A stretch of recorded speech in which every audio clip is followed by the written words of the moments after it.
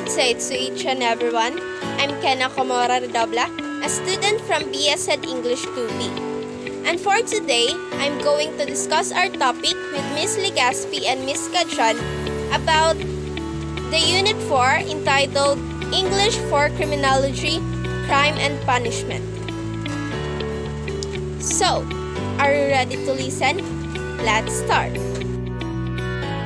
The learning competencies in Unit 4 English for Criminology, Crime and Punishment. First, to determine the structure of the specific text on crime and punishment.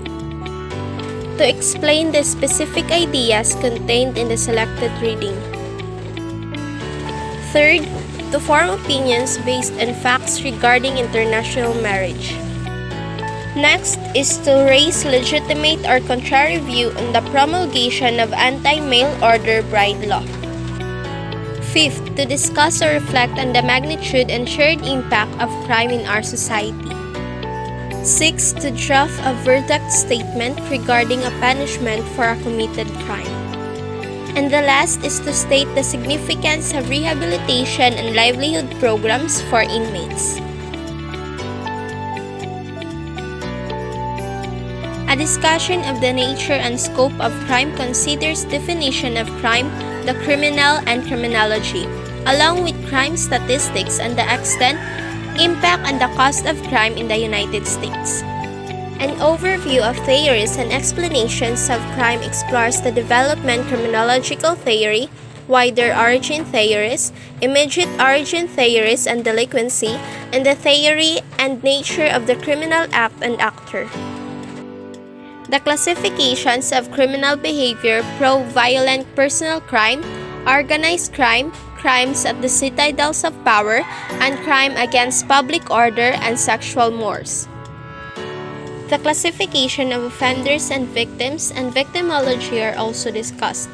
Consideration of the prevention and control of crime involves concepts of crime prevention, the police and crime prevention, arrest, charge and plea, and the trial.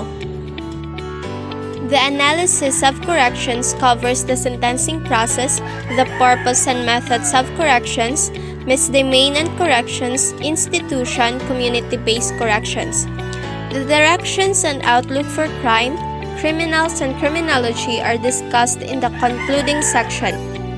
References and relevant tabular data accompany each major sections. Name and subject indexes are provided. This page from our English for Criminology section covers language police need when talking about crimes and punishment in an English-speaking context. A crime is a serious offense such as murder or robbery. A punishment is a penalty imposed on somebody who is convicted of a crime. A punishment could be, for example, time in prison or a fine.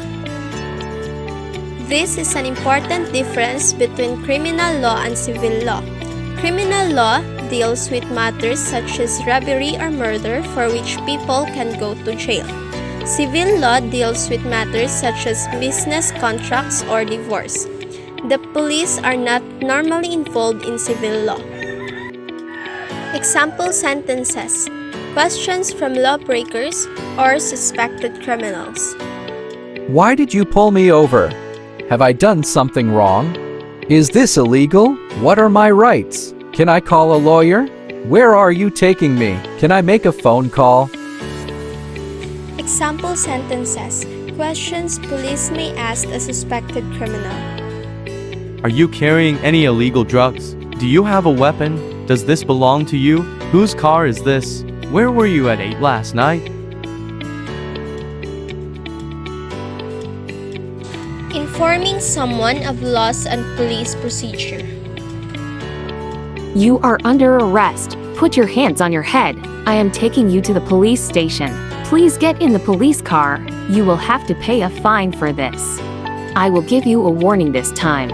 I'm going to write you a ticket. We'll tow your car to the station. Smoking in restaurants is illegal in this country. It is against the law to do drugs in public. Types of crimes: abduction or kidnapping, taking a person to a secret location using force.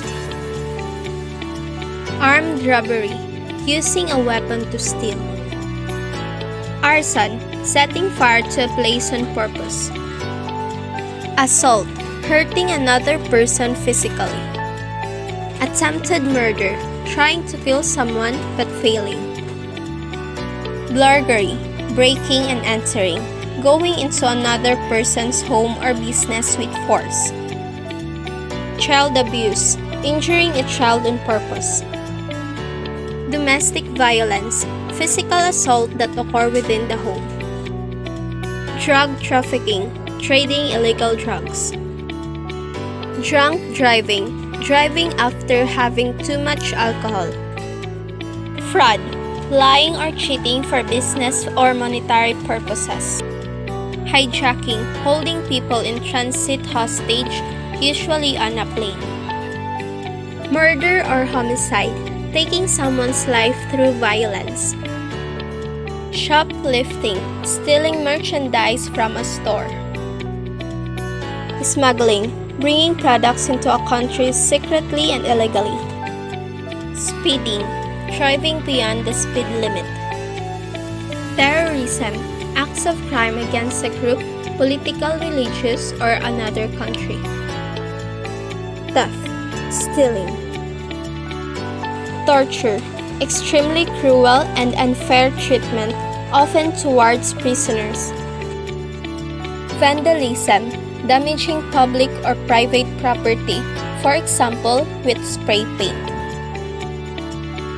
White-collar crime, breaking the law in business. So that's all for my report. The next reporter will be Miss Legaspi. Thank you for listening. God bless.